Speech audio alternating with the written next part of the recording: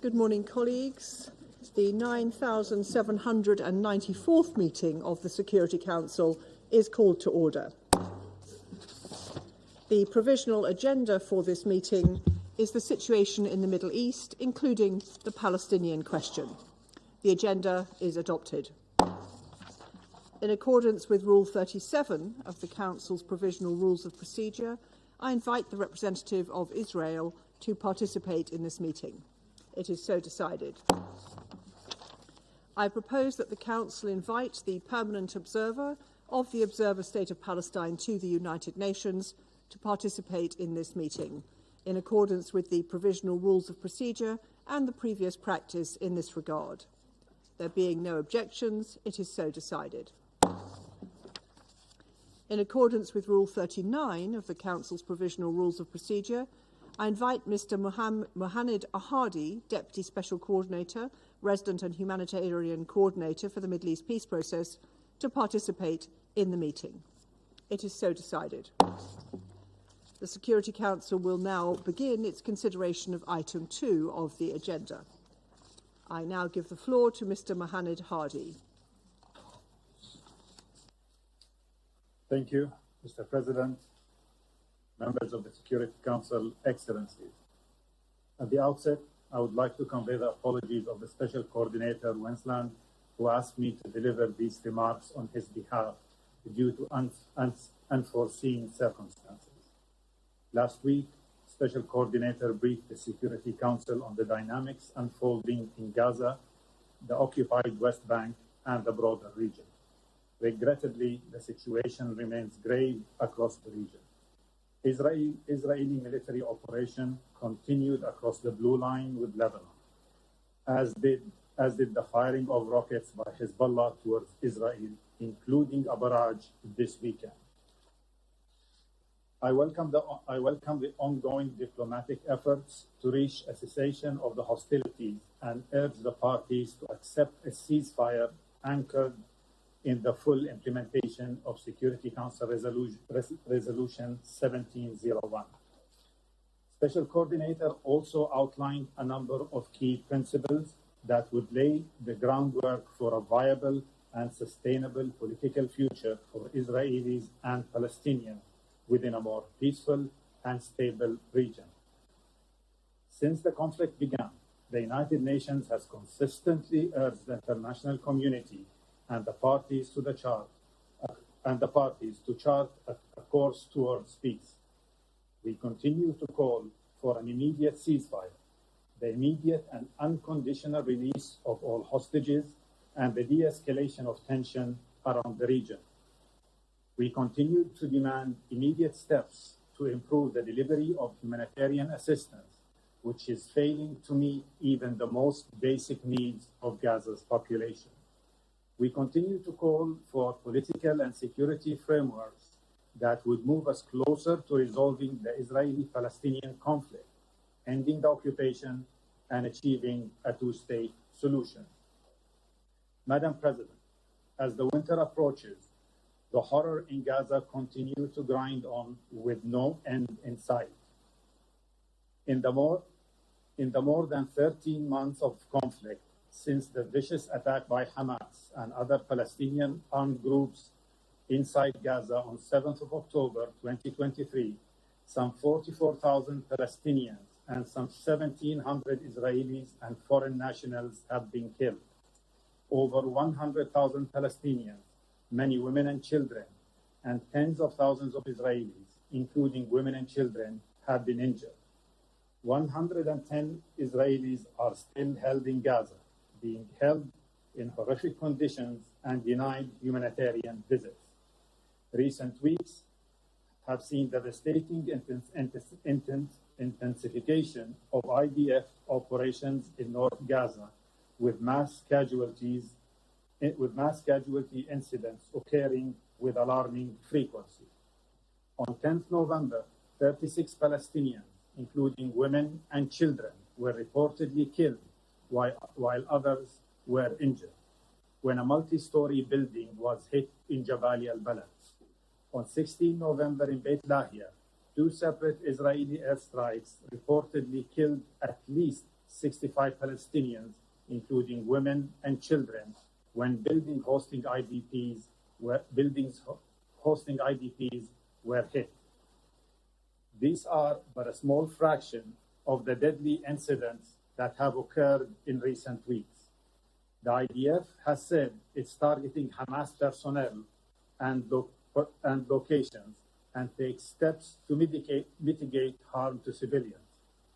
On top of the daily carnage, we continue to witness displacement and destruction, including of civilians' infrastructure. Repeated evacuation orders issued by the IDF have triggered over 100,000 people to be displaced from northern Gaza southward since IDF ground operation resumed in the area on 6th of October. The resulting influx into Gaza City and surrounding has increased the population to some 375,000 people, with only an estimated 75,000 remaining in northern Gaza. Access to humanitarian aid remains a daily struggle and involves huge personal risks. Looting of humanitarian supplies by Palestinians is intensifying and becoming more organized and more violent. In one incident, on 16th of November, a UN convoy comprising of 109 trucks of food supplies was violently looted by Palestinians, with 97 trucks lost. On 18th of November, over 20 people were reportedly killed by armed Palestinians in an operation said to be led by the Gaza Ministry of Interior to target looters of humanitarian aid. I again unequivocally condemn the widespread killing and injury of civilians in Gaza and the endless displacement of the population. I also condemn the continued holding of hostages in Gaza and the indiscriminate firing of rockets toward Israeli population centers by Hamas and other Palestinian armed groups, which has continued this month. Attacks on humanitarians and humanitarian convoys must cease immediately. Law and order must be restored, and civilian population have safe access to vital aid. Madam President, the levels of essential goods, including humanitarian assistance, that has been allowed into Gaza is inadequate to meet the overwhelming needs of the population. The campaign in Gaza to vaccinate against polio virus concluded having reached over 500,000 children. It demonstrates that what is possible when basic humanitarian operation requirements are met. As I warned in my capacity as a humanitarian coordinator, the delivery of critical aid across Gaza is grinding to a halt, and that the survival of 2 million people hangs in the balance. I urge Israel to fulfill its obligations to facilitate the rapid and unimpeded passage of humanitarian relief into and throughout Gaza, and for all parties to respect safe delivery of assistance. Madam President, as we confront enormous challenges in Gaza, we're also witnessing the increasingly dangerous dynamics unfolding in the occupied West Bank, including East Jerusalem. Violence has continued at alarming levels. During the reporting period, 32 Palestinians were killed, mostly in the context of ISF operations and clashes with armed Palestinians, including in Area A. The IDF says they are targeting Palestinians militant. While shooting and ramming attacks by Palestinians continued, no fatalities were reported in the occupied West Bank of Israel. Israeli settlers and other civilians also continued to attack Palestinian communities in the West Bank, many in the context of the olive harvest, while Palestinian attacks on Israelis also continued. The Israeli government has also continued its unrelenting advancement of settlement and its policy of evictions and demolition of Palestinian-owned structures. On 28th of October, Israeli planning authorities advanced approximately 120 housing units in settlements in Area C in the occupied West Bank. And on 5th November, Israeli forces demolished 9 homes in East Jerusalem. While these dangerous steps accelerate, some ministers are now openly calling for the annexation of the West Bank. I reiterate, the annexation consists of a violation of international law and must be firmly rejected. It is crucial that the Palestinian Authority is supported politically and financially. The waiver that allows Israeli banking system to cooperate with Palestinian banks is set to expire at the end of the month, once again threatening the Palestinian banking sector and economy. The use of this renewal letter as a perpetual threat of economic instability, alongside other unilateral steps that undermine the PA's fiscal stability, must end. Madam President, allow me to share a few final reflections from the Special Coordinator. Developments across occupied Palestinian territory, both Gaza and the West Bank, including East Jerusalem, suggest we are at imminent risk of losing the frameworks we have been operating under since 1967 and 1973, when the Security Council adopted the resolution aimed at laying the foundations for a just and lasting peace. We must never allow for a repeat of the 7th October Hamas attacks and their aftermath. We must treat Gaza and the West Bank as a whole, integral to the vision of an independent Palestinian state, and avoid repeating the political and administrative divides of the past. We must preserve and strengthen the Palestinian Authority and its institutions. We must create the space for a political solution, not a violent one. If the forces seeking to undermine a two-state solution are successful, the collapse of the relevant principles and institutional structures will have a ripple effect that could spread far beyond the Middle East. The United Nations and this office, UNSCO, in particular, has a critical role to play in protecting and promoting the very frameworks the international community and the parties themselves have identified as the basis for a more peaceful and secure future. But this requires renewed support from the international community, particularly from the region, to create the enabling conditions for diplomacy to be effective.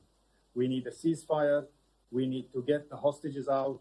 We need lifeline-saving support to be delivered safely now, and we need to ensure the long-term safety and security of the Palestinians and the Israelis. Thank you. I thank Mr. Hardy for his briefing, and I now give the floor to those council members who wish to make statements. I give the floor to the representative of the United States. Thank you, Madam President, and thank you, Deputy Coordinator Hadi, for your briefing. The United States remains opposed to proposals to annex the West Bank or construct Israeli settlements in Gaza, which, if implemented, would be inconsistent with international law, sow the seeds of further instability, and create new obstacles to Israel's full integration into the region. We are also deeply concerned by increasing extremist settler violence in the West Bank. Recent incidents include those in Jurat al-Kil, near Hebron, where Palestinians were attacked by scores of extremist settlers who damaged property, assaulted civilians, and released dogs to attack residents. In the Palestinian village of Jalud, south of Nablus, dozens of extremist settlers reportedly killed livestock, attacked homes, and set fire to vehicles.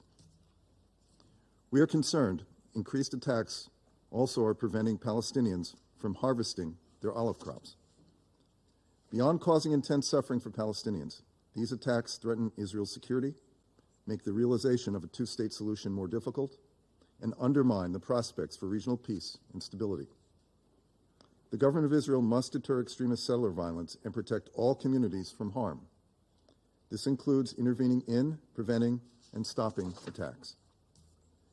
We urge the relevant authorities to do everything possible to de-escalate tensions and hold all perpetrators of violence accountable, no matter the background of the perpetrator or victim. Since February, the United States has sought to promote accountability by imposing sanctions on 17 individuals and 16 entities for their actions to undermine peace, security, and stability in the West Bank. Just last week, we sanctioned 3 entities and 3 individuals for their roles in violence targeting civilians or in the destruction or dispossession of property. Among these designated entities is Amana, the largest organization involved in settlement and illegal outpost development in the West Bank, and its subsidiary, Binyane Bar Amana. Amana has established dozens of illegal settler outposts and directly engaged in dispossession of private land owned by Palestinians in its support of settlers. As Secretary of Defense Austin made clear to his Israeli counterpart, we are also concerned about Israel's decision to stop using administrative detention orders against settlers suspected of attacks against Palestinians in the West Bank. We will continue to use all tools at our disposal to promote accountability for those who further destabilize conditions in the West Bank and support extremist violence. Moreover, we recognize that the West Bank's economic stability is also critical to Israeli and regional security. For that reason, the United States strongly urges that Israel extend correspondent banking services by at least 1 year to prevent economic collapse in the West Bank, which not only jeopardizes Israel's security, but also regional stability. Colleagues, we've discussed Gaza at length, and so let me simply reiterate. The United States is doing everything possible to end the war in a way that secures the release of the hostages, surges humanitarian aid to Palestinian civilians, and ensures Israel's security. The Security Council has an obligation not to let Hamas off the hook. Not after the misery, death, and destruction they sparked 13 months ago. Hamas has cynically demonstrated that it prefers the war continue, including by rejecting multiple ceasefire offers and other formulas that would bring much-needed relief to Palestinian civilians desperate for an end to the fighting. We must not cave into Hamas's demands or allow it to dictate the course of events. Rather, we must increase pressure on Hamas to implement Resolution 2735 without condition and without delay. Toward that end, the United States last week imposed additional sanctions on Hamas political leaders and fundraisers. At the same time, Israel must take more steps to facilitate the humanitarian access and the sustained delivery of aid at scale. To restore the flow of commercial goods and to address persistent lawlessness that prevents aid from reaching Palestinians in Gaza. It's abhorrent that criminal gangs have been allowed to loot humanitarian assistance for their own ends. They are taking food and medicine out of the hands of Palestinian civilians, including children. Only after we reach a ceasefire agreement with hostage release consistent with Resolution 2735 will it be possible to chart a new path forward in Gaza that enables Palestinians to rebuild their lives free from Hamas's tyranny. As we have stressed, the UN is not the problem. Rather, it's part of the solution, and we join other Council members in recognizing the risk and sacrifices UN staff are making daily to deliver aid. It's vital that Israel and relevant UN entities find productive and proactive solutions, including on regarding UNRWA, so they can get more life-saving assistance delivered to people in need. At the same time, the United States fundamentally rejects the International Criminal Court's decision to issue arrest warrants for senior Israeli officials. We have been clear that the ICC does not have jurisdiction over this matter, and we are deeply concerned by the prosecutor's rush to seek arrest warrants, as well as troubling process errors that led to this decision. Moreover, this decision does not make the pursuit of peace any easier. We have an opportunity for a political settlement that provides a better future for Israelis and Palestinians. But only if we pressure Hamas, and only if we do not waver in our commitment to a two-state solution. The United States will continue to support diplomacy on the ground and to encourage steps to alleviate the tremendous suffering of Palestinian civilians in Gaza who did not start this conflict and are relying on all of us to help end it. Thank you, Madam President.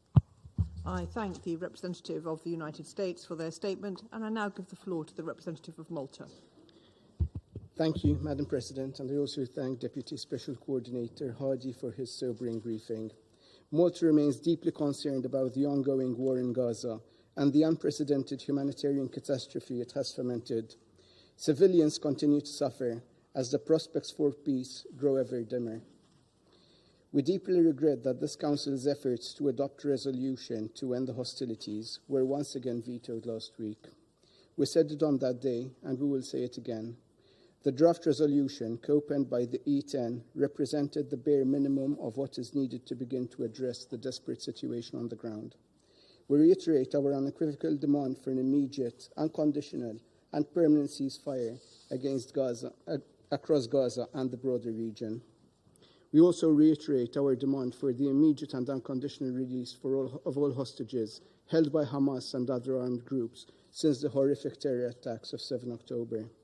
It is equally critical that a ceasefire be accompanied with unhindered and sustained humanitarian access to deliver aid at scale required to address the population's critical needs.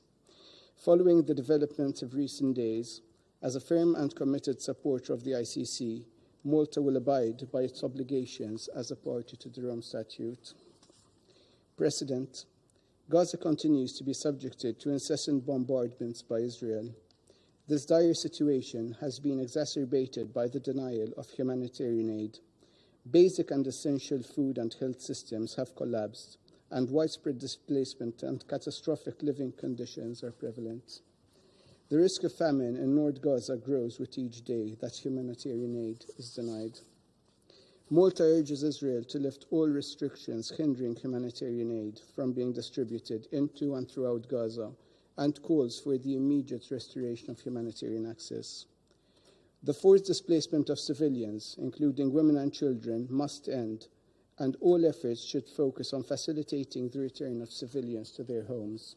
Moreover, Malta unequivocally condemns all targeting of civilians and civilian infrastructure. All parties must uphold the principles of international law, including international humanitarian law. In this vein, we stress that attacks targeting humanitarian workers and UN personnel are unacceptable. In the West Bank, including East Jerusalem, settlement expansion, settler violence, and the dispossession of Palestinian communities continue. This further destabilizes the region, entrenches the illegal occupation, and undermines the prospect for a two-state solution. We call on Israel to reverse these actions and to respect and abide by international law. Irresponsible calls for the annexation of the West Bank by some Israeli officials and inflammatory rhetoric on the status quo of the holy sites are resurfacing, adding more fuel to the fire. Such actions would be also in violation of international law. We recall the ICJ advisory opinion of 19 July that clearly stated that Israel's presence in the occupied Palestinian territory is unlawful and must end as soon as possible. Malta condemns any attempts to abrogate the 1967 agreement between Israel and UNRWA or to obstruct the agency's capacity to implement its mandate. We call upon Israel to rescind these legislative actions. The agency is irreplaceable in providing essential support to Palestinian refugees and ensuring regional stability. UNRWA is the last remaining lifeline for many Palestinians. It must be strengthened, and its personnel must be protected. Without significant de-escalation and the re-establishment of a credible political framework, Israeli-Palestinian peace will remain elusive. Malta urges parties to rapidly de-escalate and fully commit to diplomacy, including on the gravely worrying situation along the Blue Line and in Lebanon. Those with influence on the parties must exert it in the direction of peace. An effective political framework must be accompanied with support for a revitalized Palestinian Authority which integrates Gaza and the West Bank and makes part of a sustainable recovery plan for Gaza. The key to a durable peace lies in the fulfillment of Palestinian aspirations for statehood and self-determination, while also ensuring robust guarantees for Israel's security. In conclusion, Madam President, Malta remains steadfast in its commitment to a credible and irreversible two-state solution along the pre-1967 borders and in line with Security Council resolutions and internationally agreed parameters. This is the only viable path to a just and lasting peace. I thank you. I thank the representative of Malta for their statement, and I now give the floor to the representative of Japan. Thank you, Madam President. I also thank Deputy Special Coordinator Hadi on behalf of Mr. Westland for his informative updates. At the outset, Japan reiterates its unequivocal condemnation of the brutal attacks of terror by Hamas and others on October 7th last year. Since then, this Council has had numerous meetings on the Palestinian issues, including 3 within the past week. Frankly, we are running out of the words to explain the agony in Gaza, especially in the north. Recently, UNRWA Commissioner General Lazzarini stated Gaza is post-apocalyptic environment, a word that means after the end of the world. A situation like that is truly unthinkable. And then what next? We must bring an end to this nightmare. To do so, an immediate ceasefire and the release of all remaining hostages are urgently needed, as the E10 called for in its draft resolution last week. Japan continues to support the diplomatic efforts on the ground to conclude that deal. Meanwhile, famine is imminent, and so many displaced people are living in makeshift tents as winter approaches. Hospitals are still being attacked, and health systems are on the verge of collapse. Safe and unhindered access to humanitarian relief must be guaranteed. Civilians, including aid workers and medical personnel, must be protected. More broadly, international law, including international humanitarian law, must be respected. Any efforts to internationally block the delivery of critical life-saving assistance to the civilian population in Gaza is unacceptable. UNRWA's role has never been more crucial, but the clock is ticking on the implementation of the 2 laws that would have a devastating impact on UNRWA and those who depend on the agency. A concerted international effort is imperative to avoid that. At the same time, UNRWA should continue to take steps to ensure its neutrality. Madam President, the Middle East is facing heightened risk of full-scale regional conflict. In the shadow of Gaza, violence is unfolding in the West Bank. Daily exchanges of fire continue across the Blue Line. Intense aerial bombardment in Lebanon, including in dense populated areas, has affected millions of innocent civilians. We renew our call for the full implementation of Resolution 1701 and fully support ongoing diplomacy to realize an immediate ceasefire in Lebanon. Madam President, the peaceful coexistence of Israel and Palestine is the only viable pathway to a safe, stable, and prosperous Middle East. However, an Israeli minister has recently made a concerning remark on plans for annexation of the West Bank. Such a plan must not be carried out. We also reject any attempt at the demographic or territorial change in the Gaza Strip, including any actions that would reduce its territory. Japan reiterates its unwavering commitment to the vision of the 2-state solution and is against any attempt which ruins the prospect for the 2-state solution. In this regard, we stress the importance of unifying the Gaza Strip with the West Bank under a revitalized Palestinian Authority, and we offer our steadfast support to the reform of PA, both politically and financially. I thank you, Madam President. I thank the representative of Japan for their statement, and I now give the floor to the representative of the Russian Federation.